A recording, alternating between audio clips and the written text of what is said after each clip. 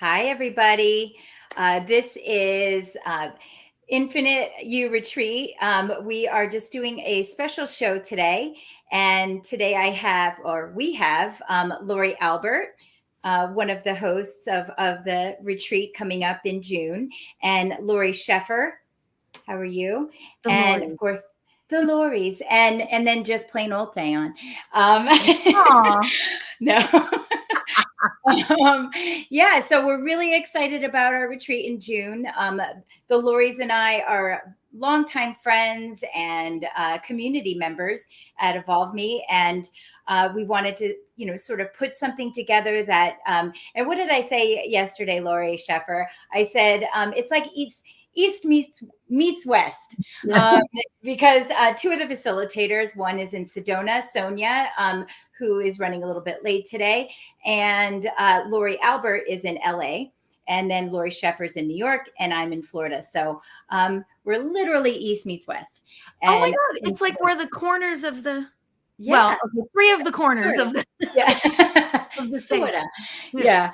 Yeah. But it's going to be wonderful. And we all have our specialties and things that we love to do, all in the name of healing and spiritual growth. And coming together is going to be amazing, I think, for all of us. Right.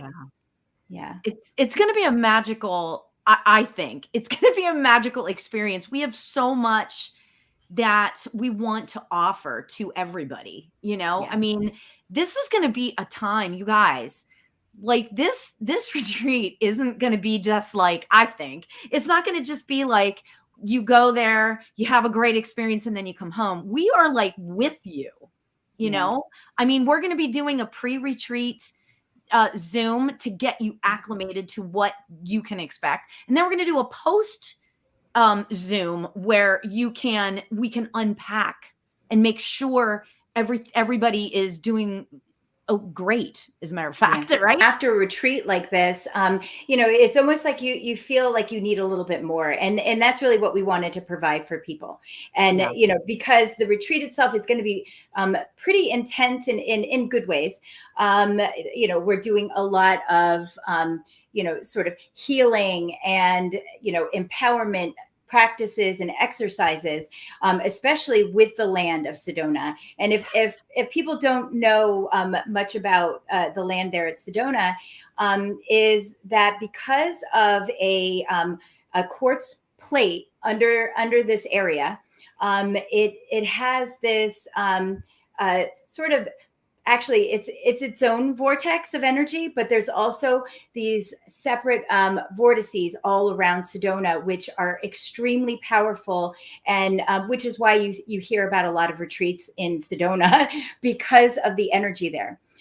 For me, the land is just it is like my spirit land. I love going there, even though I'm in Florida. I go there pretty often, and always have a transformational experience while I'm there, and doing healings and work on the land is going to make this retreat and that much better. So I'm really Where, excited. tell me about, you were mentioning, and the birthing caves. Oh, the birthing caves.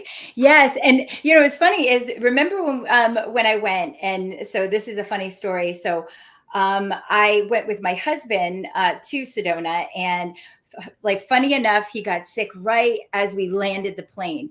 And instead of taking care of him like I should have. No, I'm just kidding. No, he was fine. But I ended up walking the land myself. I hiked every day, and me, who gets lost with a GPS, just decided to to say, listen, I'm going to trust what the land wants me to do. And so, I connected with the land every day before I went on a hike. And I said, I'm just here to follow your flow and here to respect the land. And I swear to you, it was the most profound experience I've ever had.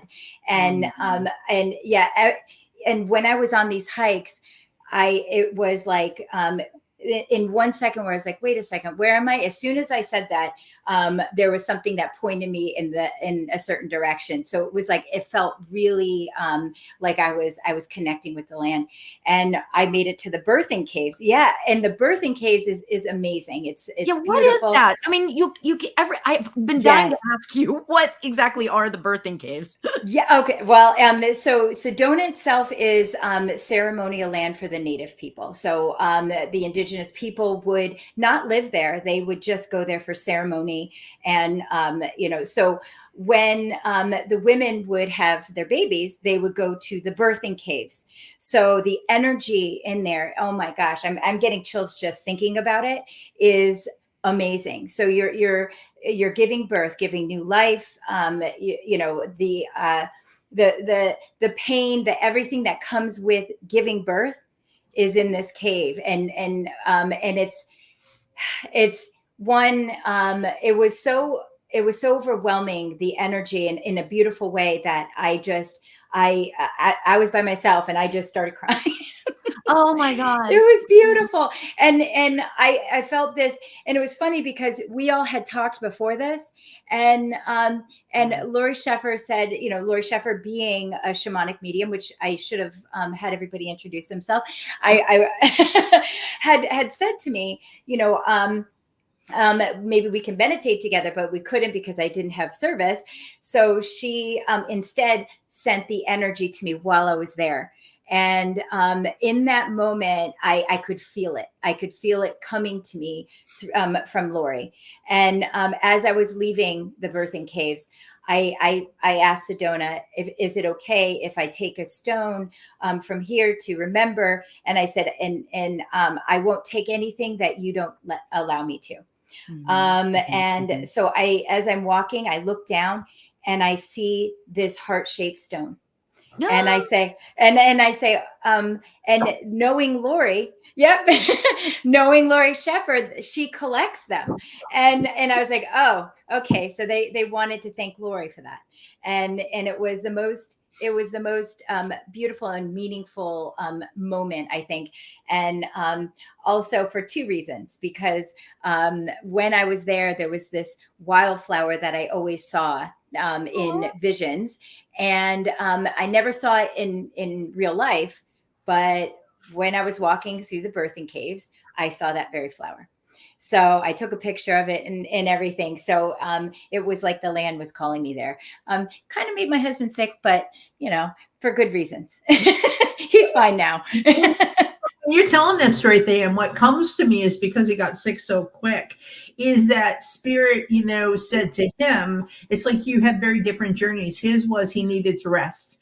He needed to, this is funny, right? Because I don't know why they say this, but they say he didn't need you to haul him around to everywhere and drag him, right? And so he conveniently, no, he really was sick, but he got sick, and that's what he needed, right? Yes. And you needed to be alone. Yeah. Because you had something that was important that you had to work out and you had to experience. Yes. And it also says to me, you also needed to work on your sacred feminine, because you spend so much time in the masculine energy of business, that you needed to do that. And so that was exactly what you were called to do. Yeah. Yes, that's exactly. And wow, that puts it like completely in perspective. And you're right. My husband works constantly. And he even said, I actually feel good that he got to rest. So it really did work out. So I don't feel bad. And that makes so much sense to me. And I don't know why I didn't put it together, but you're completely right. And that's just what the land of Sedona does, though. It's, if you care for it, if you love it, and respect it for what it is, it will give back to you. And just like anywhere else, even, I would sometimes say, well, I don't love Florida because it's humid, but I'm beginning to see, this is all part of Earth. This is all part of Mother Earth, and respecting the land wherever you are, which I will say, Lori Shiver. Hi, Sonia. Sonia again. Yeah. this is actually Sonia, is of course one of our retreat facilitators, but also a dear friend. And guess where I met her? Sedona. Of course you did. And yes, and I will say that was another profound experience I had. I came there not really understanding the land, and if you ever roamed the land with Sonia, there's a whole new perspective that she opens up. So Yeah. I'm really excited to be doing this with you. Oh my God. Yeah. Yeah, me too. Thanks, ladies. Oh my gosh. Yeah. You know what? And so we've established that Sedona is like this amazing place, but seeing it through Sonia's eyes, I can't wait for that, because to have someone that lives there, oh my God, that's going to be like, yeah. Well, she doesn't just only live there. She is born and raised there. And and my husband, being very, heady, very technical person, absolutely adores Sonia. And so impressed with all that she knows. He goes, I could have looked at a rock and she would have known what that meant. And this shrub here, it means this. And like, that's how much she really knows, understands, and loves the land. So, yeah. Oh my God. So maybe we should kind of introduce ourselves for people that are kind of tuning in and don't really know who we are. So I'll let you go ahead there, Lori Albert, since you're the first block. Oh, well, gee, thanks. My name is Lori Albert. I am a spiritual medium, and I wrote a book about 3 years ago now called Manifestation Journal for Beginners. And for the longest time, I was trying to figure out why, and it was completely a channeled book. Like, I'll open up the book and I'll look at it and I'll go, I don't remember writing that. It was totally channeled. But what is cool is about the fact that I wrote that book and it's out there in the world, right? Is that I have learned how spirituality, I'm going to use that word. Spirituality is, it's not just mediumship. It's not just psychic. It's not just, healing and all that kind of stuff. It's all of that. And so that's where manifestation really fits in, because manifestation on the surface is like this sort of pragmatic thing, However, the way I do it is like, well, the way a lot of people I know do it, it's not just me, but the way I feel like I do this is I include it into the spirituality. So the spirituality of manifestation is like a really cool way to look at life. I'll just say it to you that way, kind of thing. So I feel like that's kind of what I'm bringing to the table as far as this retreat goes, because it's going to be so powerful, so super powerful. We've got so much, happening in terms of our individual sort of strengths, So that's me. Who wants to go next? Lori Sheffer. I'll go next. Hello, my name is Lori Sheffer.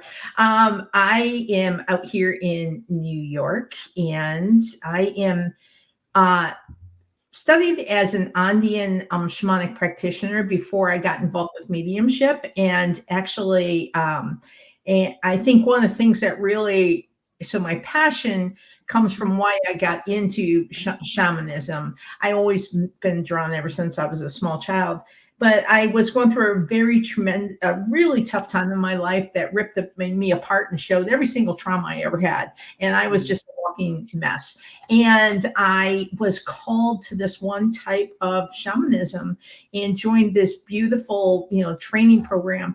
And that, of course, involved Andean shamanism. And it became a path in my life I think I was just meant to be on. And that path, I learned to really sort of go soul deep and look at those shadows, those things that are my fears, those things that really, I call them the monsters in the closet. Remember when you were little, and you were afraid of things, right? You remember just those fears? And I really, all those fears got exposed, all those things that gave me nightmares were suddenly so present. And through Andean shamanism, it really helped me to get the tools that I needed to do that. So first of all, it helped me to heal myself. And secondly, it created such a gorgeous connection for me to spirit in a way that I felt good about, and in a way that allowed me to feel more connected with myself. And so so that is how I got involved with Onion shamanism. And the more I trained, the more I got involved, I became very passionate about how can I use this to help others? How can I use this to create healing? And in the midst of that, I start to, I think I've always been able to, but never wanted to see people that no one else can see. I was getting visitors. and it was happening at such a rate that my shamanic practitioner said to me, she says, well, you really should go get some training. You got to go get some mediumship training. I didn't want to. I didn't want it. Didn't want it. But, Spirit said, nope, you're going to do this. And so I started to train as a medium. And what happened was it blended in such a beautiful way for me that I was able to tune these through together. I also channel a unique sound. I think it's the sound that comes from within. And all those things sort of come together for me. What I think I bring to the table, and I know we all do, is that my personal story, I think I'm just a walking advertisement of how, when we really work to heal the traumas within us, when we really face our fears, the monsters in our closet, and when we do those things, we have more room to live an authentic life. We have more room to breathe, right? And that is, and so that is really me, and that is what I bring to. Of course, I think in my heart and soul, I'll always be an onion practitioner first. I've just been outside, working with the rocks and the stone beans, the kuyas, and I just am holding them because we're making a new garden, and I'm going, hello, brothers, as I move. This gorgeous connection that with the earth medicine, and that's why I'm excited that we're so well rounded, and with Sonia and I, it creates this great balance, with Lori and Than, and it's just really cool. Yeah. I agree. Yeah, because I'm way out there. No, I'm just kidding. No, I absolutely. And I think Sonia, being that she is in one of the most beautiful places in the land, is having shoddy, service. So I'm just gonna jump ahead and introduce myself while she fixes that. But yes, and for me, I am a born medium, and and for. I would say, and it's hard to always describe me because I'm so eclectic. I'm like the hungry hippos of the spiritual world. I love everything. I just want everything. Hungry hippo of the spiritual world. Yes. And yes, I'm going to put that actually on my in my bio. No, but I am a perpetual student, and anything that helps to empower, to learn, to grow more, to evolve, which is why I started a community called Evolve Me, is because I do believe tapping into your intuitive ability is the evolution of all of us. We're all born psychic, and some of us may or may not tap into that early on or ever in their life, but it is possible for everyone. And I know that to be true. I fought being an intuitive for most of my life until my mother passed away, which that kind of sent me into a tailspin and back to nurturing my abilities. So, and what I found was, it's not that some people always think, you have to give people readings, and to be a psychic, you have to do these things. You don't. Living an intuitive life only makes your life more enhanced. Think about what if you were able to see an overall view of your life, or be able to tap into certain aspects to help you make better decisions, then why not do it? and and so I'm really here to sort of help people understand what their true eternal power is and how to tap into it. So I don't even think I mentioned, so I am a psychic medium, remote viewer, healing channel, and mentor and life coach and instructor for intuitive development. So a lot of things, but I like to play around with everything. I love doing healing journeys. I love, connecting with the land. And I think that's why I actually love the three of you ladies, because you all carry so much wisdom in what you do. And honestly, I've known many practitioners, and I want to say, if you're talking authenticity and and somebody that is truly there to help and serve others as well as their everyday life, these ladies are amazing. So it's going to be a pleasure. I'm very excited about just, and I said this is going to be maybe more fun for us. No, I'm just kidding. Definitely really fun for me. I think everything is fun. You'll see. You'll see. Yeah, you'll see. But yeah, so as soon as Sonia can kind of get back on, but yeah, if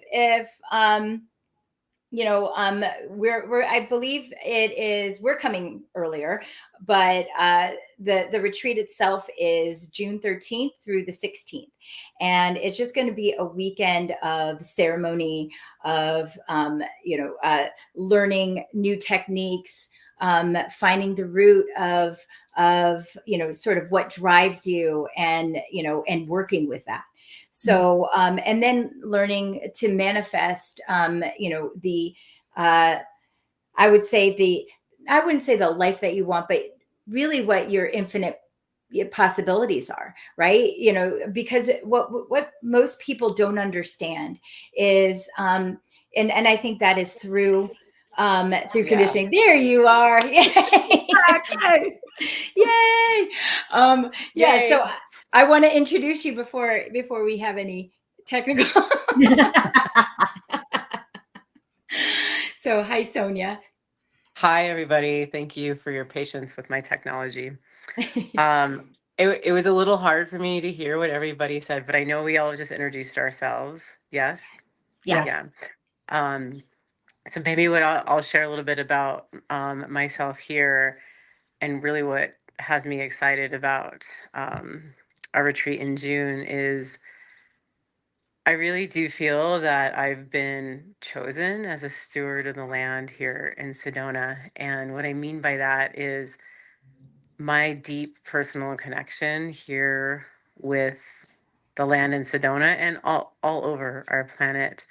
I just feel really honored to play this role as a connector or guide. And I guess what I mean by that is my personal experience with the land has been quite magical, and I use that word intentionally. Like what I've received in shifting, transforming, healing, growing is beyond what we would consider possible in kind of a 3D world. And over the last handful of years that I've been a full-time resident here, I've seen it in hundreds of other people, like having the honor to be that guide with people out on the land. And I say this often, and I'll say it in our container: if you could wave a magic wand and anything for you would shift, like consider what that might be, Yeah. because it's absolutely possible. And I say the word magic wand on purpose because we all carry like so much conditioning of what can and cannot happen. So it's a way of kind of bypassing those programs or neurobiology that's impossible, to open ourselves up to that possibility. Because if we're not open to the possibility, then it's not so, right? Like if we say something Yes. can't happen, then that's absolutely true.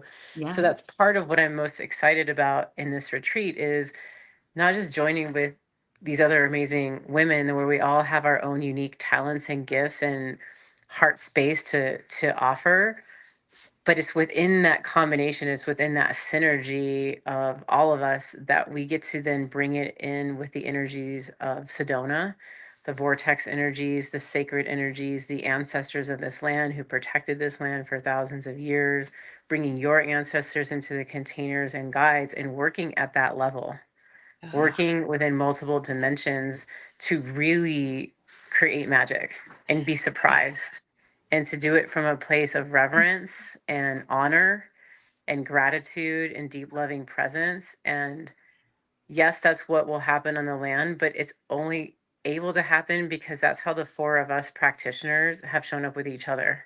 Like week after week, we're showing up with each other in love and respect and honor and gratitude and a heart place that we're all here on purpose to create and provide this container for you all. So how could you not be excited about I know. that? I'm know, really, right? I want to go now. You know, Yeah. that was fantastic, Sonia, to really open up, because I was wondering, Lori, Lori Albert, do you have the objectives that we have? Oh, excellent. Yes, I do. Of course I do, because I'm little Miss Mary organization. I love that. Yeah, I'm a teacher, or now retired as a teacher, so I can't help myself when I'm working with these guys, and I really needed, like, which is funny. I never saw myself like that. Okay, I always thought I was a free spirit sort of teacher, loosey goosey. Not true at all, but that's how I perceive myself. And so I had to have those objectives. I couldn't function without them. It was just really interesting, and it's sort of like Sonia said something, along these lines. Even when I work with someone, I'm like, what's your intent? What's your intent? Why are you here? Absolutely. Is there a theme? Is there something in your life that you want to work on? Sometimes we have an intent. We don't even know we have an intent. So the objectives really help us to hone it in and to help you, someone who may want to come to go, oh yeah, okay, I get it. Yeah. And sometimes your intent changes as you go through these exercises, and that's okay, because then you're really kind of peeling back the layers and trying to really figure out what is truly for your highest good. And that's what's important is, some, like Sonia was saying, some people just don't necessarily, I know that for a long time, I went through my life and felt like this is all it is. There's this limited experience was all it is, and that couldn't be further from the truth. And I've been shown that many times over. And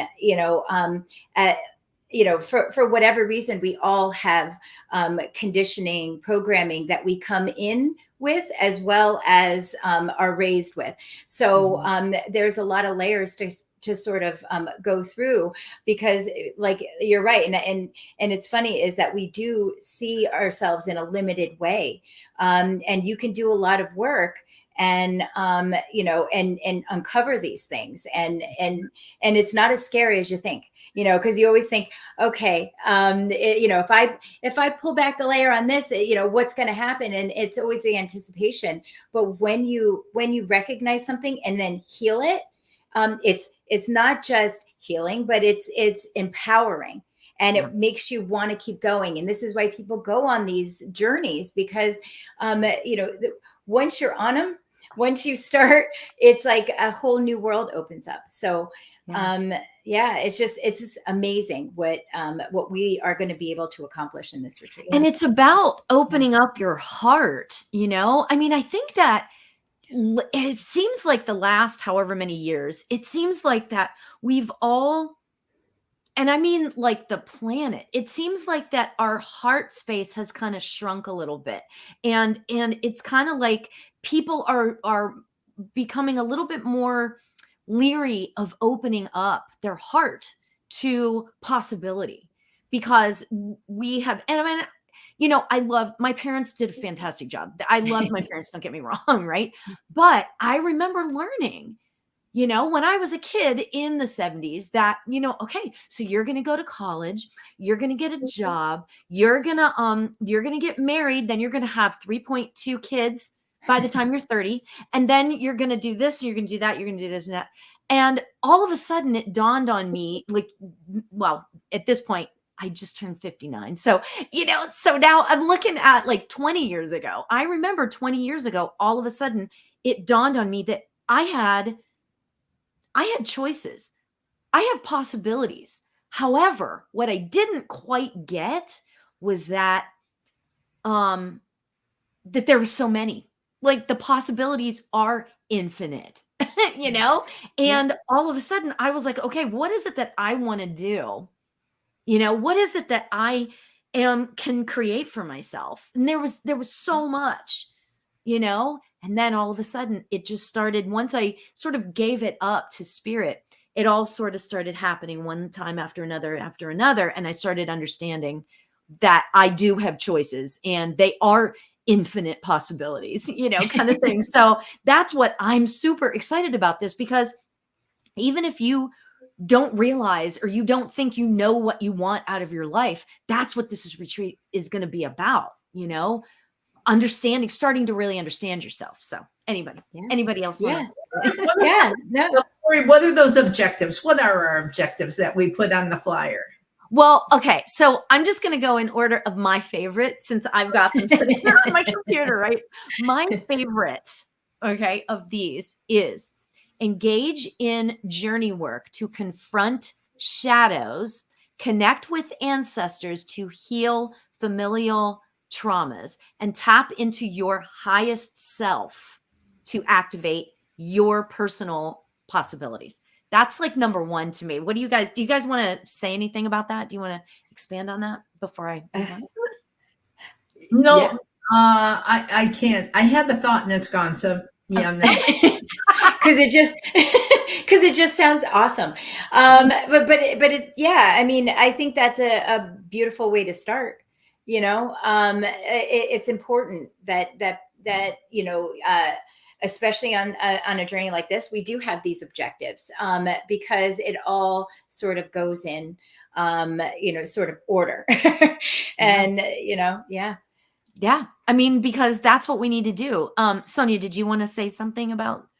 Maybe I'll just chime in and say, kind of just to coattail what's already being spoken is, I also think it's helpful to have the objectives so that participants know what our intentions are for what they're there to experience, and what, not just what the experience is, but what they're going to get out of it. Yeah. And like what you said, Lori Albert, and is, you don't have to know, right? Because if we're journeying to shadow, that's the point of a journey, is to meet some parts of ourselves that we haven't met before, with love, with gentleness, with openness. And so there can just, and this is very, very true and common to Sedona. Many, many people who arrive here say, I don't know why I'm here, but I know I needed to be here. Yeah. And so not knowing is okay. And most, maybe not most, but many, many people who do come, is there's a calling, and a calling is not so much something our minds can make sense of or put words to, or why. Like when we say, oh, I'm going to journey to the shadow, how many of us are like, I know what part of my shadow I'm going to meet? It's like, no, you don't. That's why it's in the like, that's why it's in the shadow. And so it's like, it's also just to maybe give those who are here live or recorded this assurance that you don't need to know, and that dropping into your heart space to meet the heart space of all four of us, and just say, is this meant for me right now? Is this a calling that's calling me? Sedona's calling me, you're resonating with me, or another one of us here on the call, or all of us, you're seeing our synergy. I think it's really beautiful. I mean, we get to see this every week because this is what we're doing, but now we're getting to share this synergy with you all. And so to just reiterate that we're here to gain clarity, and meet ourselves in new ways and deeper ways, and do it in a community that is safe and grounded and heart-centered, is really all that's required. And so like the clarity comes through the process. And so just to kind of reiterate that aspect of the journey, is like when we're coming to do this type of work together in community and be supported by the wisdom that's here on this call, is maybe give yourself permission to just lean into that trust of your heart's calling, and not needing like the exact, like, I'm going on this thing for this exact reason. And not to say, for those of you Right. out there that have the clarity, like, you're welcome too, Yeah. but it's not required, because that's the point. The point is to be on this journey of the heart, and, you know, meet it with some openness and curiosity. And, even for me as a practitioner, typically when I get too locked in of when I think I know something, then that's when I get like the big lesson, like, you didn't know that. You're Yes, actually going to get this. always. Like, Yeah. I'm here to heal this, and I think I have the idea. It's like, no, it's on this direction. So it's just like remaining open in that So you know way. what's interesting Yeah. about that is that leads right into, and I'm gonna post it on the screen here in a second. That leads into the second objective of what we're going to be doing: gain insight into utilizing meditative and mindful techniques to clear the mind and open the pathways to connect to spirit. Yeah. So that's like Yeah. perfect. Yeah. Yeah, and what I like about that is, we all know there's no one set way of doing things, and I think that's really important. I think that what we're really doing is we're going, hey, we got these tools. These are the things we use, and that's different, among us. And what's really cool is like it's not like so we're given these tools. We're saying here's some tools. You want to learn them? Want to practice them with us? And then it's like it's for you and it's for your higher self to say, ooh, I really like that one. And so that's why I like it saying, the mindfulness and meditative techniques, the two things. And when I was a special ed teacher, I still am, but now I'm not in the classroom. I found that for a lot of my students, meditating was just too difficult. Even when I'd sit there and say, all right, guys, we're going to be quiet. We're going to sit here. Forget about it. But if I would say, okay, we're going to go into the woods and be mindful. It worked better if we went in very, very small groups. If we all went together, I won't even go there with you. But it's like the idea that just picking up tools, just practicing new things, or maybe an old thing, you're going, wow, I haven't done this in a while. That felt so good. And I felt like I was in an environment and supported and able to really just do this in a way I just haven't been able to for a while. Yes. And that is, I think, what it's all about with these. And that's what excites me is, we have different ways, Theon's way of meditating may be very different. And I have I like mindful techniques better. It's, maybe it's the special ed teacher too. And it's just this sort of way. So it's fun. I mean, for me, as a kid, my favorite way was to go under this huge pine tree in the middle, like back 5 acres. I live near Lake Michigan, so it was all sand dunes. And that's where I felt the safest. And I just would sit there because I could feel the boughs of those trees, like just caressing me and holding me in a way I didn't feel held in my life. And so, for me, that's what nature does for me. That's what, being able to find those places in nature. And it just is like, oh man, I should do this more. And it reminds me, and for me, that is like, that's it, finding that center and coming to this and helping us and practicing different things and saying, oh, wow, Than, you just did something that really, I forgot how much I love doing that, and maybe, you say, oh, when I was in my 20s, I did that. And then I got so busy with work. I just, what happened? Yeah. You know what, Yeah. Lori? Oh my God, I have to say that, like, you just totally described, and I'm almost crying because that's exactly the way I feel about chanting. Like, because I was in the music business, I was a singer, I was professional, right? And I've sort of, that little piece of me is over here for right now, right? But when I chant, I get to access that piece of me that made me feel, because if and this is going to sound like I'm really arrogant, and I don't mean to come across like that, but if there's one thing in my life that I feel 100% confident about, is my ability to sing, right? That was always that's like the only area where I feel 100% confident, right? However, I let it go. I put it to the side. And now with chanting, and that's just my sort of I shouldn't say my favorite way to meditate, but it creates a feeling on the inside of me. You know, I was doing a live the other day, and oh my God, I always play a song at the beginning, and because it's on a private website. And so I can play whatever song I want, right? Without worrying about copyright stuff. And I played, and this is not my type of music at all, but Katy Perry, Roar, the song Roar.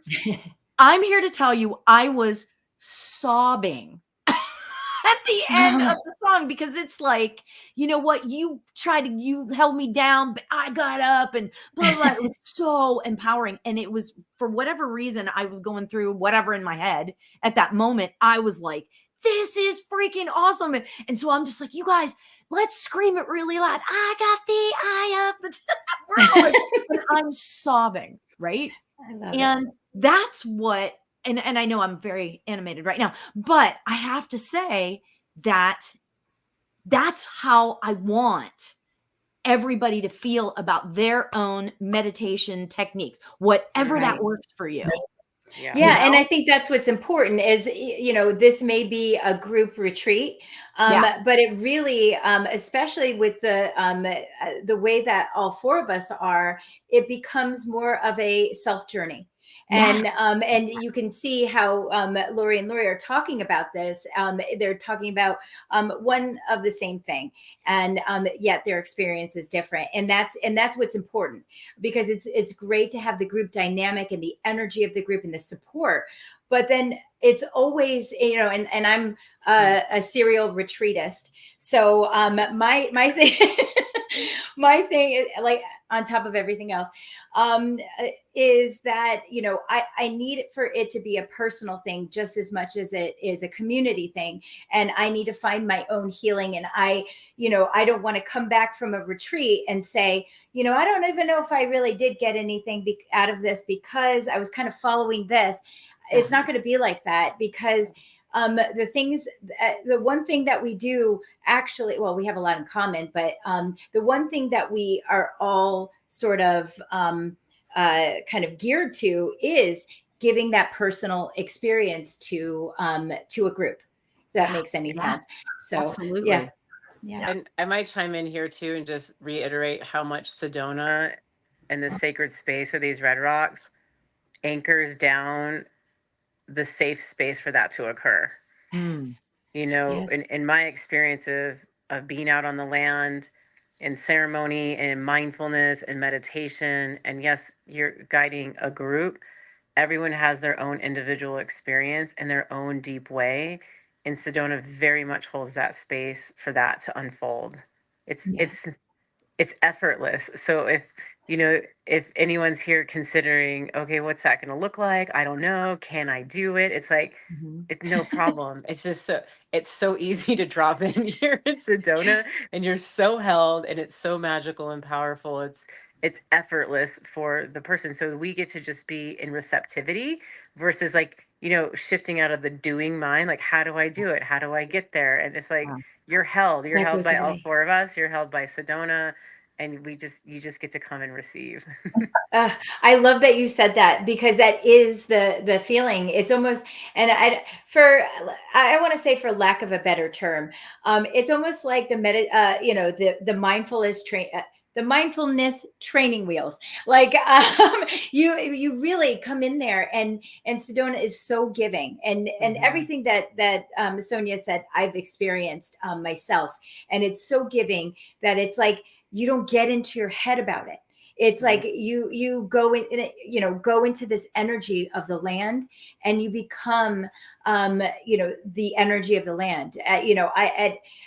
One thing that she had taught me early on was we were walking, and there was a flower, and she wanted to show me the flower, and she picked it, but she goes, when you pick a flower, you always give back to the land. And so she pulled a piece of her hair, wrapped it around that, and I was like, That is the most beautiful thing. And I felt emotional about it, you know, in that. And I did a lot. Every time I go to Sedona, I get emotional. So sorry, everyone. You're going to see a lot of waterworks. But right. But it was just, but I could feel it wasn't even just the fact that she's always respected the land. It was the fact that Sedona reciprocated. And I could feel the love coming back. Oh my gosh, see, I'm getting emotional. And it was just the most beautiful thing. And when she says that she is really the oh my gosh, I want to say it right. I want to say the guide of the land, but I know she said something better. But I will say it's a remarkable experience walking the land with her. And you learn such an appreciation if you haven't yet. I know Lori Sheffer, being a shamanic practitioner, will understand that and has understood that. But for somebody like myself, I mean, of course I love the land. Of course I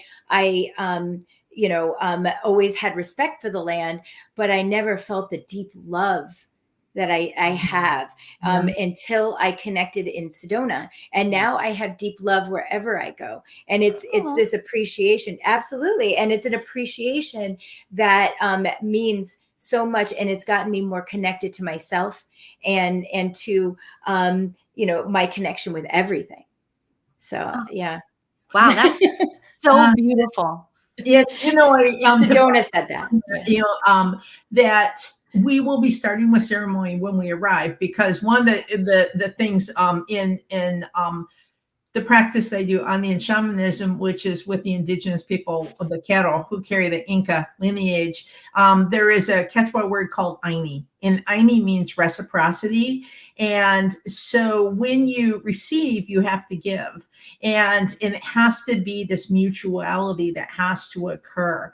And for instance, I've been out working in my yard today and doing a lot of gardening and different things, and I I'm carrying these stones. I'm like, oh, thank you so much, because I'm moving them, and so it's this connection, but it's also like, yeah, everything is a give and a receive.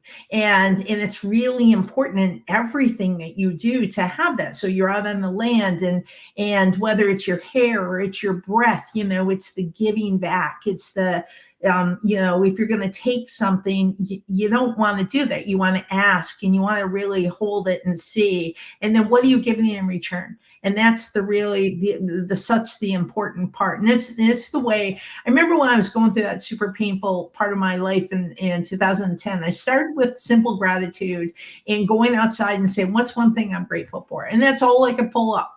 I go up on the deck, and that's all I could do, was one thing, and now, man, I could be out there forever, and I don't need to speak, because I can feel it just flowing through my feet and flowing through me. And which is another one of our objectives: embark on nature walks in the serene landscape of Sedona, using the natural environment as a means to foster connection and facilitate healing. One of the things I hope to talk about when we're out there is another Quechua word, is hucha. And hucha is the dense energy. It's the crap. It's the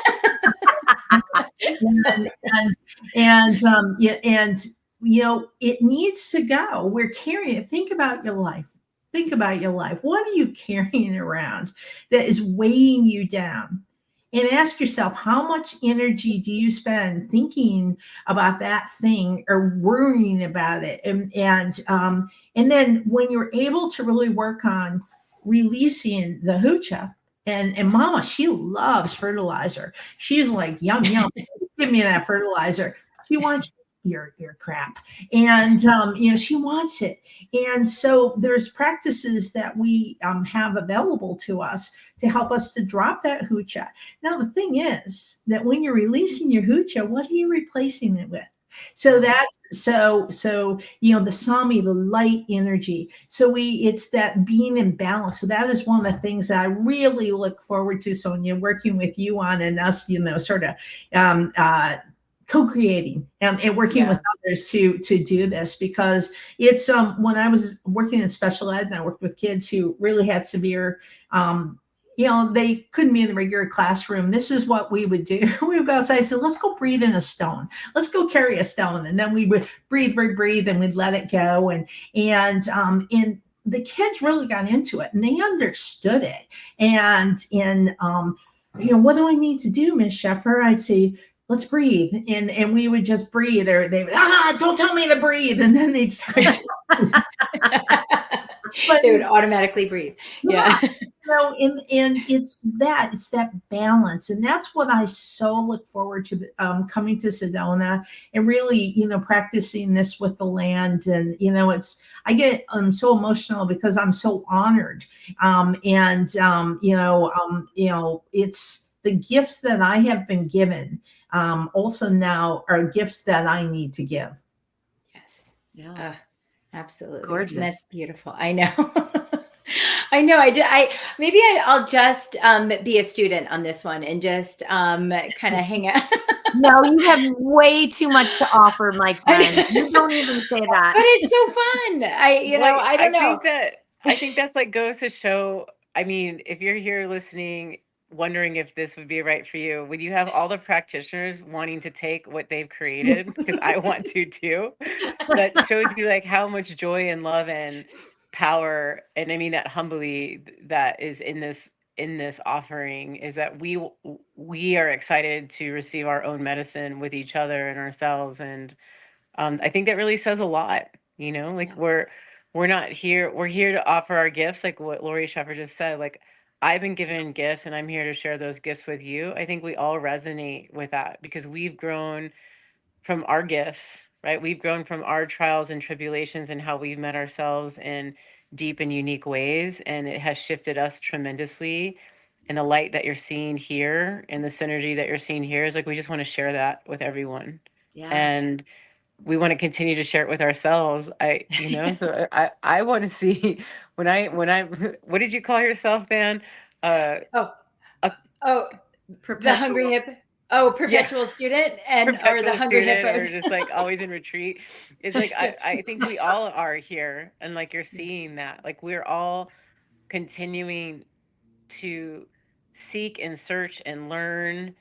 And like the knowledge is just like we carry that synergy within each other. We're not over here saying I have everything figured out. We're saying I've received some gifts and I want to share some gifts, and I'm here to continue to explore myself as you explore yourself. So we're in this container with you all too. Yeah. And as equals, yes, we're the leaders, but we're not above anyone. Like, we're all walking each other home, And so to create something that lights us up, I think says a lot about this container. It really does. And what I've always saw and felt as a teacher is that you're right, Sonia. I'm learning just as much with whoever I'm teaching, and my knowledge is not my own knowledge. I'm not holding it for anybody or on a pedestal in any way. I am just here to facilitate what you're learning, and then you move on. So, and that's what we all do for each other on a daily basis, whether we even know it or not. So, and that's why I feel like it's so important, especially with the four of us, because we all have that understanding that, it is about the experience as a whole. And yes, we're going to bring in, our knowledge, our tools, and channel a lot of it too, and to create this space. But it really is that group effort, So, and if you look at that other objective that I just wrote down, examine how thought patterns may be constraining the possibilities you aspire to achieve. So I wanted to throw that out because that's another major goal. Yeah. And I never thought, what's coming into me is how many times have you went out to dinner with a bunch of friends or with people, maybe at a party, and first person thing that people ask is, so what do you do? right? And now if you were to say, Oh, I I love that question. Right? Nature walks. No, no, no. What do you do? What do you do? And meaning, what do you do for work, right? What do you do, or those sort of things?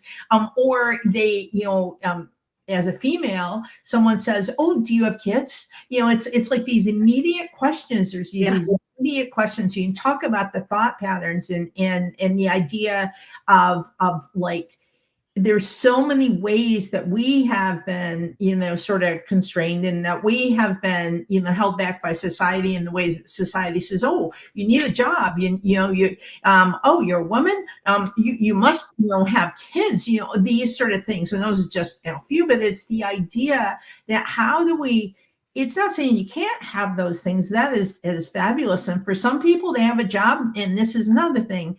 They work to make money, and then they have a whole nother life. And it's the idea of what works for you, but we have to step out of that. We have to step out of that box. So then we can say to ourselves, when I chose to quit teaching, it was a really hard choice, because my, people were saying to me at work, they're like, you can't quit. You're making such a difference with these kids. These kids need you. You have to be here. Who's going to do it if you're not here? And it worked for a couple of years. And then one day I'm like, you guys are going to play this on me every single year. I will never. Even the kids, they're like, oh, Miss Sheffer, I want you next year. You can't go. I need you next year. The parents like, well, I was looking forward to having you in the 7th grade. And it was just this, it was so limiting for me. And I felt like, well, what are you doing? You can't quit. You have to stay because they need you, but I need me. And spirit needs me. And so that, I think, is where this really fits in, is just the idea of, what possibilities in your life are being constrained by thought patterns that maybe aren't even our own. Yeah. Absolutely. Yeah. And there, for so long, there has been a specific example, just as Lori is saying, like, you're a woman, you should have kids, and all of these things.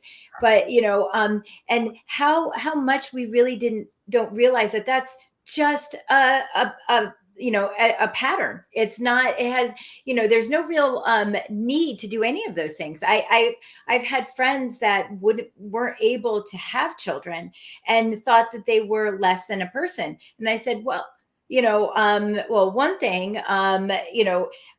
this is the path that you're on. And it is not to say that you needed to do any of those things. And then of course, because I always have to say something funny. And I would say, well, you should try having kids, because they're not always the best. But no, kidding. I love you guys.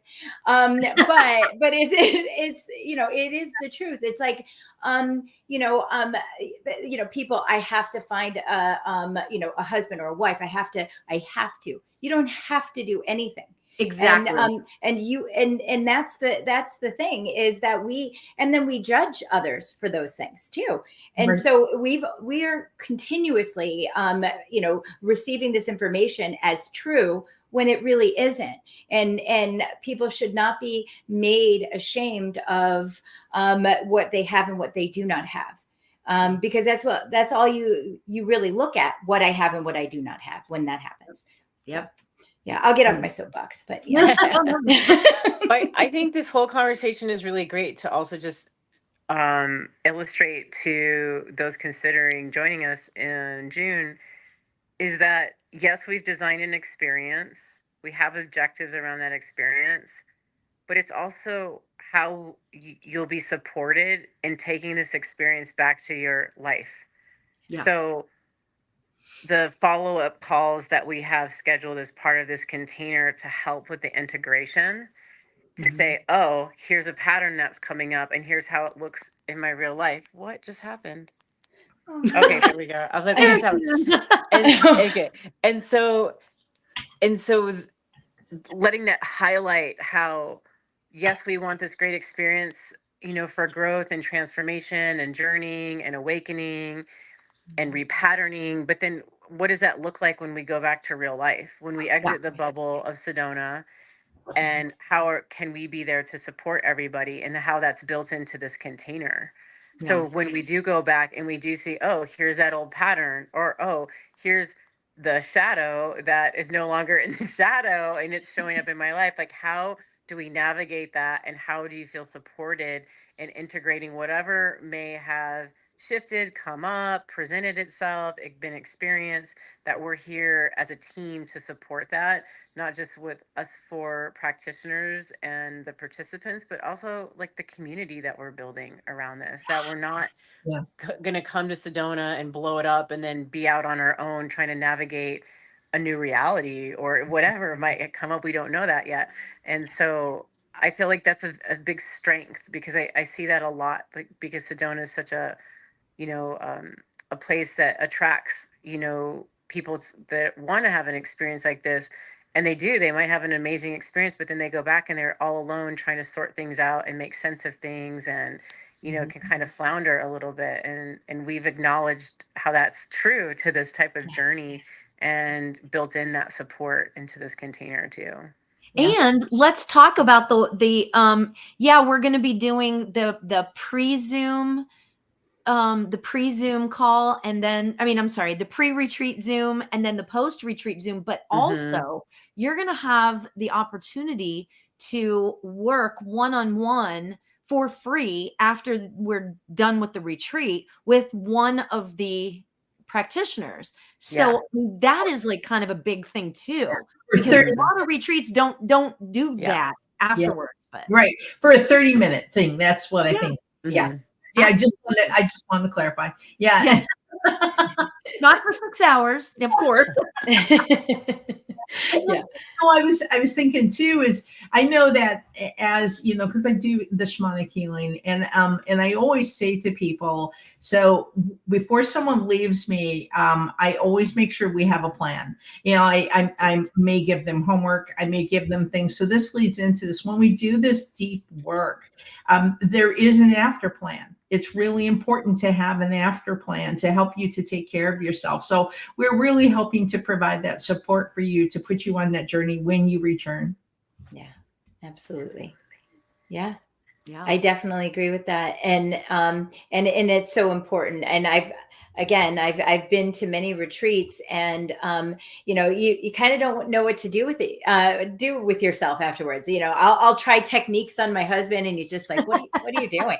And so yeah, you want to continue that energy, and it's important, because this is at that point where you've made big strides, and you're and you're really trying to figure out where that lands, and that's why it's so important to have that extra that extra like support at the end. And if I'm doing a retreat, I always want to make sure that people can always reach out to me if they need, and that is always important. And all these ladies do that very same thing, because we were those people. We've been there, and that's that for me is the most important thing, when people really still understand their roots and understand where they came from in order to help other people with their experiences. So yeah. And then let me throw up this last one. We have other ones, but I was thinking I'd throw this up too. We got a lot, actually. I know, we have a lot going on. Yeah. Oh, wait, what happened? Everything is happening. Okay. So the other one, I'm going to throw this one up. Develop and refine intuitive abilities through guided exercises and practices.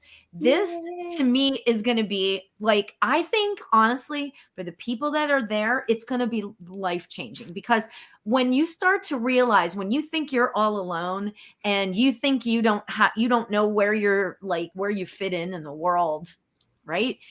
And you start to realize that, yes, indeed, we all do have intuitive abilities, and you start to access that with the help of the four of us. Yes. Like, that's going to be amazing. I think that, well, of course, I love all of these objectives that we're going to be doing, but, but oh my gosh, that's like a huge thing to really learn how to tap into yourself, your heart space, your intuition. Yeah, yeah. Utilize. Yeah. And I love that. No, it's just saying that, you know, one of the cool things when we were working this all out, what we're going to do is, you know, we're doing some stuff on the Akashic records. There's some things there, as well as there's with the journey work with the ancestors, and this fits into this, you know, and it is that intuition as you're working with these things, because when you get to the place, I like to say that our job is really, I always felt this way as a teacher, that my job is to assist my students to find the path for themselves. You know, it's to find the answers for themselves. That's what a good teacher does. And to create exercises, to give lessons that then allow the student to be their own explorer, you know, so that they can now find the answers, you know, for themselves. And that is exactly what we are doing through these different experiences. You know, it's a sampler in some ways. I mean, it's 4 days, but it also is you know, each one is built upon the other to really help you to say, oh my God, I felt it. You know, when I'm doing the Akashic records, oh my gosh, you know, or the journey work, holy moly, you know, everybody else went in one direction, and you know, and always feel good if you don't do what everyone else does. That's okay, because your intuition, your you know, self didn't go in that direction. It's happened to me, and sometimes I've had experience. Me too, many times. Yeah, me too. Me three. Yeah. One time this goddess came in, and I had quite a wonderful time with this goddess, and everyone else were having these other journeys. And I said, mine, you know, like, where were you? Were you here? I don't know, but man. Oh yeah, I love those because you know, it's not that you did it wrong, because that's what I used to think, like, oh, did I do something wrong? No, you got the experience you were supposed to have. Yeah. And it doesn't, again, it's almost like a dual message, because it's showing you that you don't have to fit into those kind of you know, patterns, or not that if you have the same experience you're in a pattern, but to embrace the difference. And what does that mean? What does the difference mean to you? You know? Yeah. And you're following yourself, and that's the intuitiveness. That's the, you know, your intuitiveness looks different from mine. And so that is a piece of it. You're just following your own path and feeling, and that takes, you know, confidence is difficult. And it, you know, to build confidence, you know, that my wife loves to sing, I have confidence, you know, that and she does. But it's like that, you know, having confidence in your own skill set, and then building upon that. And part of that is the intuition and trusting it and believing in it. Yeah. And I think that's the confidence that this container offers, because you can work in a silo to build your intuitive abilities and refine them. But then if you're in a silo, you're like, you can question yourself. You're like, was that a thing? I don't know. But when you're in community and you're with other experts, intuitives and mediums and channels, and then you have that space where you don't feel like you're trying to sort it out on your own. You're being empowered to take your own path and being empowered to have your own experiences, and also having experts there present to be like, no, you're on track. Like, no, that is you. Those are your intuitive abilities, where you're not trying to decide whether or not that's true or accurate or right on your own. So I think building that into a container like this does build confidence, because you're getting that mirror of like, no, you're on track. That's you. You figured that out. You're on point here. Because when we get those hits, and then we have that certainty of that truth, then we can take it back. This is like, you know, an example of the tools that are built into this to take back home. When you have that certainty in a container like this, then you can go back home and you're not questioning yourself. You're like, nope, I already know what that feels like. That I'm on track here. And that is the confidence builder when you come in to work with your intuitive abilities amongst experts in my opinion. Yeah, Humble opinion, yeah. absolutely. Because I know when I was, really trying to figure it out, I didn't have anyone to bounce it off of. Yeah. And right. And so you're thinking, okay, so that could just be my imagination. And unfortunately, your intuition and imagination kind of share the same side of the brain. So it can be tricky. But I always like to tell people, and this is a little sampler. No, I'm just kidding. But what intuition is, or I'm sorry, imagination is when you imagine, like, I'm going to imagine a rose. I can see the rose because I just said I'm going to imagine a rose. But and your intuition is like if somebody just shoved a rose right in your face and you didn't even know or expect it, right? So it could be very simple as that. But I mean, obviously there's a little bit more to it, but that's always a good indicator for anybody.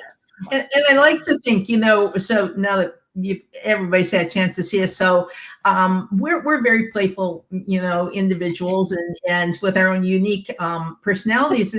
And sacred play is also what this is about. It's having fun. It's being able to play on lots of different levels, to goof around, and I think to myself, when I was a teenager, I was an odd duck.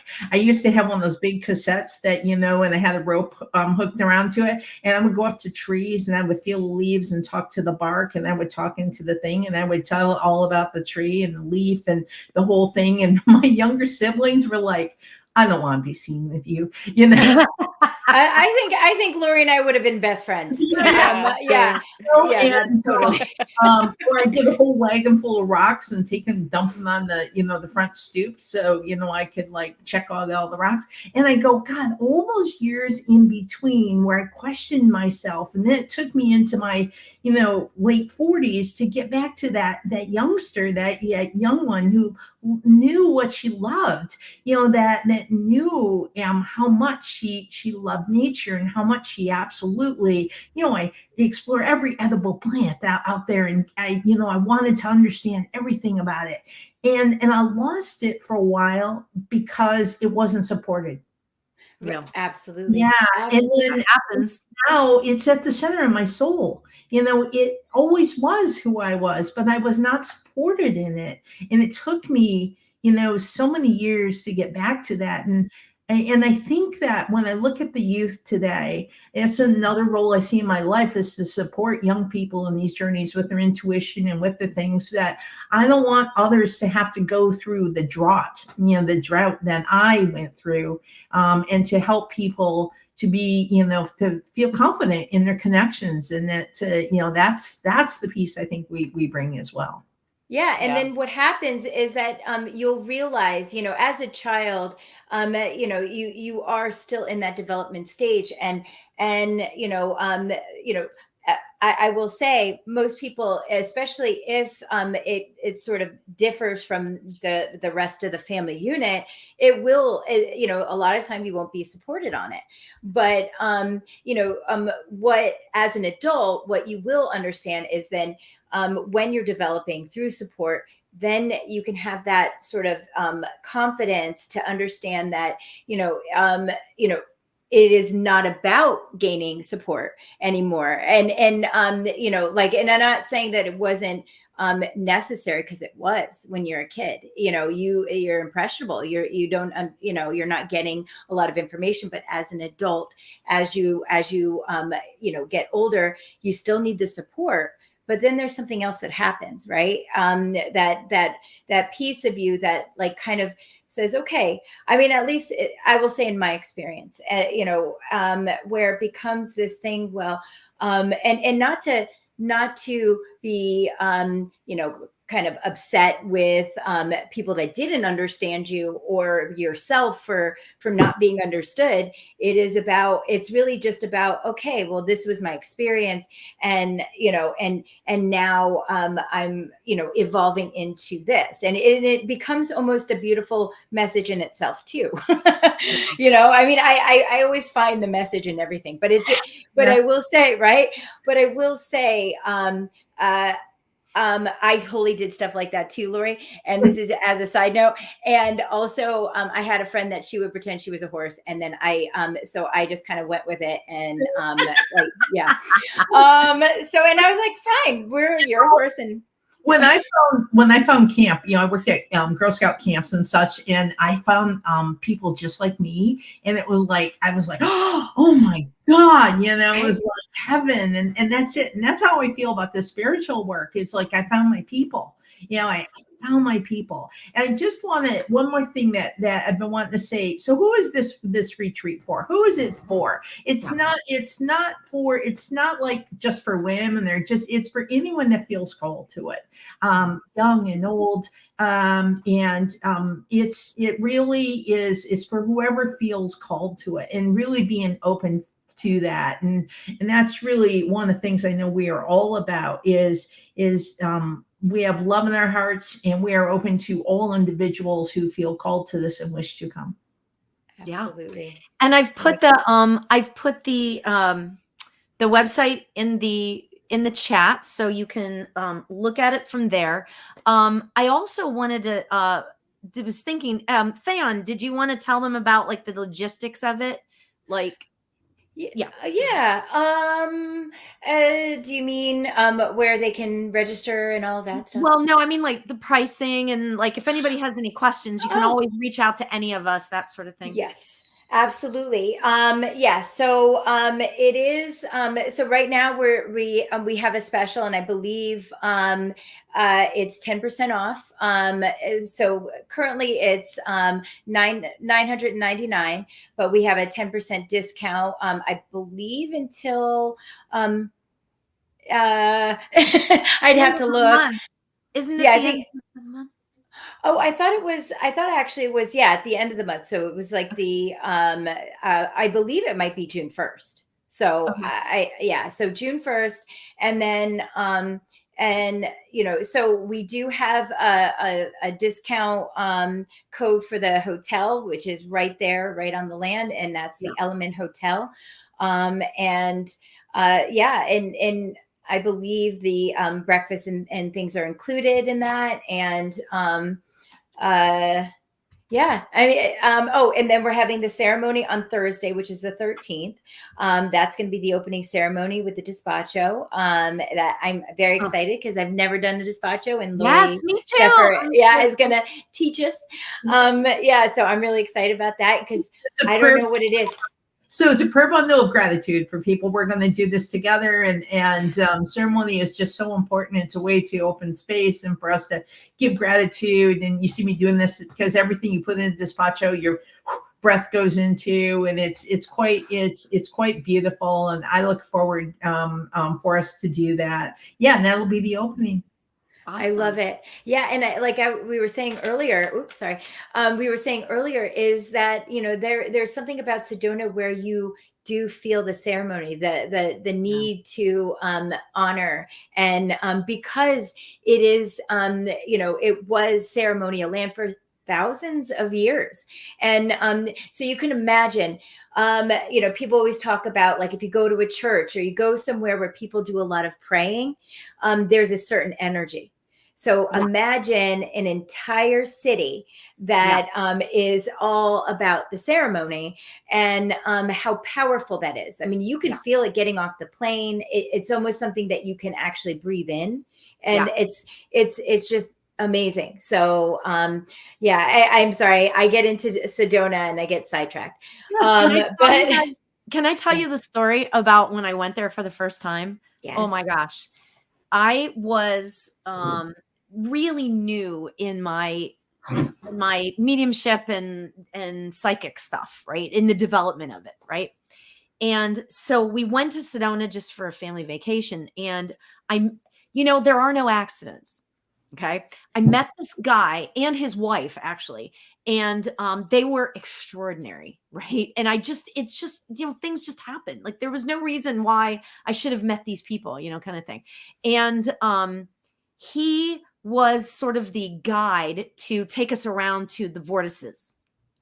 And I didn't know, and my husband's not into this stuff at all, right? So I was like, oh, this is going to be interesting, and so I thought, okay, it's, and interestingly, and normally it's a group of people, but for whatever reason, spirit, thank you. It was just me and my husband and this man. And I told him all about, I was developing, blah, blah, blah. And he says, okay, I know exactly where to take you. So he took us around to all these different places. But the most important thing that happened there was this. We went to the airport vortex. Oh, Airport Mesa. And I went up to the thing and he says, okay, I want you to just stand here for a minute. So they stepped back and I'm standing there and I'm like getting more and more upset, sad, the whole thing. It was really overwhelming. Finally, I sat down in the middle of the dirt and I was just sobbing. It was really powerful. So finally I was like, I got to stand up. I can't be in this energy anymore because it's like, whoa, something's going on, So I go back to him and I said, he's like, okay, what did you feel? And I told him the whole plethora of all of everything that I was feeling, which was sadness, but yet hopefulness and like all these different things. And he told me that was the place where when people, the Native Americans, when they were about to cross, they would bring their loved ones there. Yeah. They would bring their loved ones there. And that's where they crossed. And I was like, whoa, because it was like this interesting dichotomy of emotions. Like I was feeling a sense of loss and sadness, but yet I was feeling hopeful at the same time. It was very strange. And so it was really kind of cool. That was one of those, how you have certain things in your life that happen and you remember like the rest of your life, you remember all the details, you remember how you felt, all of that. That was one for me. It was extraordinary. So I can't wait to experience more things. That is the most beautiful thing too. And I love that you said that because there is there's specific, some of the vortices, not some, all of them have either a male or female energy. And I don't mean I'm sorry, masculine or feminine energy. I said that incorrectly. And feminine being receiving.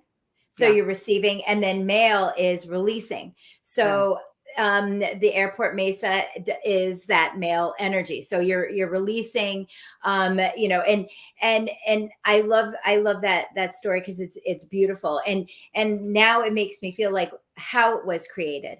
So how is that vortex created? Because of, that being the place that that people would bring their family to cross, and strong energies. Yeah. Right. And that, how powerful that is. And it's interesting how a vortex is made. Right. Yeah. And so that I always knew that it was had the masculine, but I didn't know why. So that was amazing. I love that experience. Yeah. So it's going to be cool. So let's, we're going to do this again, right? So if anybody wants to come and, we're going to do more lives so you can get a better understanding as to how we're going to be doing this retreat. If you have any questions, you can reach out to any of the four of us. I know that Sonia, her signal cut out again, but we can, we're here to answer any questions that you might have.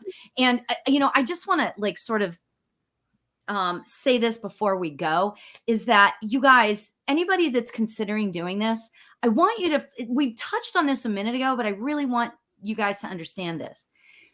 The four of us here are four completely different energies. But we all bring the one thing. Actually, there's more than one thing, but the one thing that I'm thinking of right now to this table, to this extraordinary event, is that we're all filled with love. We operate from a place of love. And to me, when all, it's kind of like, I don't know, this is probably from my Christian days, but when things are done out of a place of love, that's where God is. That's where spirit is. That's where the universe is, whatever you want to call it. And I really believe that, if you're feeling at all called to join us in this extraordinary 4 days, I think you should really think about it, really consider it. And, things have a way of working themselves out. If you're looking at, oh my God, the money, I can never do that. Things have a way of working themselves out. I mean, for instance, and I don't mean to sound all about the money, but we have a payment plan. So there you go. You can do that. But the point is that if you're feeling called, listen to that, in your gut instinct. Listen to that. Okay. And if you have questions, reach out to one of us. Yeah. So, Yeah, absolutely. And oh, go ahead. I'm just going to say, and I feel like, and I just want to say this, that we have such a beautiful blend of different being, the four of us are so different, and we all have our own followers, so to speak, our own people who follow us, and on our different social medias and stuff like that. And I don't know, there's an opportunity here to really bring that together in such a way that sometimes you go to these workshops and everybody's the same. Yes. Right? Yeah. And I'm putting it out to the universe that doesn't happen on this one, that we have an opportunity, for so much more. And We'll make our own vortices or vortex. to really open that up, and that we have this container of love that I hope feels safe and nurturing, and for you to just be your own unique soul when you're there. Yeah. Yes. Absolutely. Yes. Right. And it's funny is not just because I'm intuitive, but I know that's going to happen. Because we have known each other for a while, and whenever we get together, the energy is so powerful and so authentic and so loving and communal, the differences become something much more magical and like I can't even explain it. It creates something different. And I know for myself, if you had told me 15 years ago that I would even be entertaining anything like even meditation, I would say absolutely not. But that's why it took me so long to sort of wrap my brain around it and clear some of the programming that I had around it, like thinking everything was hokey, thinking it was this. And it truly, in so many ways has changed who I am. I mean, I'm still obviously a goofball. I'm still very heady a lot of times, but when I know something feels right, then I'm always right. But it's true. It's an experience, not just for people that even necessarily understand why they're doing it. But if you feel called to do it, try it. Why not? There's no reason to limit yourself and thinking that you don't have this, or you're not here. This retreat is for everyone, for everyone, even if you're just dipping your toe into spirituality or want to do something different or try to figure like change some energy within your life. Mm-hmm. It's for you. So and that's the openness to. I remember there was a time that as someone who is gay, when I would avoid things like this, where I'd be like, oh, I'm just not going to fit, right? Oh, and that's where I get really emotional, because being a part of something where, as Sonia likes to say, the container is just so open and loving that anyone, it's like it's for all, and that no one should feel like they don't fit, and that's what's really cool, and that I'm so proud of that, to be a part of that. And that's my medicine. That's I look at my medicine, that's a piece of, and we all have our own medicine that we work in our own ways, and so I'm very excited for us each to share our medicine, not only with each other, but with all those who should come. Yeah. I just love you all. But yes, I always look at you all like with just heart eyes all the time. I know. Like, but that's, because I understand it. I understand it. And whether my experience is even remotely the same, I get it. And I get where you're at, and I feel for you. I guess that's the empath in me, but I also I feel and I know where you're at, and I know other people feel that way, because if somebody like like me could kind of see a different perspective, at the in my 30s, which I'm far from that anymore, but and then completely change their perspective. You're not stuck. Nobody has limits. Right. The only limits, right, are and what do we say? What is it? Free yourself from the illusion of limitations. Absolutely. And that is exactly what we're here to do.